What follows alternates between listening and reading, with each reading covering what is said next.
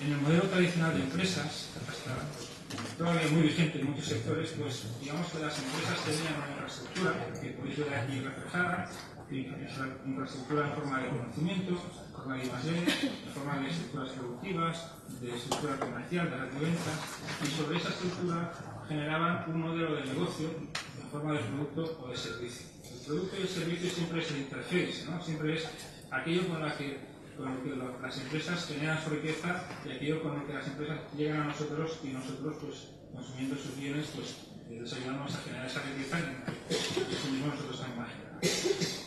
Hoy en día estamos en un mercado de oportunidades y esto cambia completamente la relación.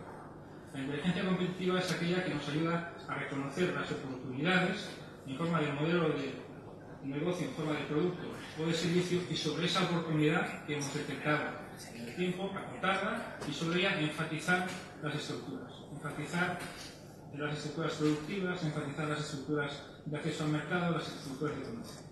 Como veis, esto podría parecer lo mismo, pero es completamente distinto. Es decir, si analizamos esto desde un punto de vista de repercusión en las infraestructuras de las empresas, en el valor en sí de lo que una empresa es, pues es un giro completamente radical sobre ese valor, ¿no? Comentábamos también en la comunidad que hemos tenido antes la dificultad incluso de valorar un balance, ¿no? En los balances en España cuesta reconocer el valor del intangible conocimiento, mientras que es muy fácil reconocer el valor del intangible, pues estructura, naves, ladrillos, etc., ¿no? El valor realmente de un negocio está en su conocimiento, ¿no? Lo que debemos preservar siempre es su conocimiento. Entonces, inteligencia competitiva para nosotros es esto, es la capacidad de detectar oportunidades en clave de nuevas oportunidades en base a la definición que Francisco nos contaba que nos dedicamos nosotros, y sobre esa detección de oportunidades estructurar, acotar y desarrollar modelos de negocio con su interface, que es el producto o el servicio.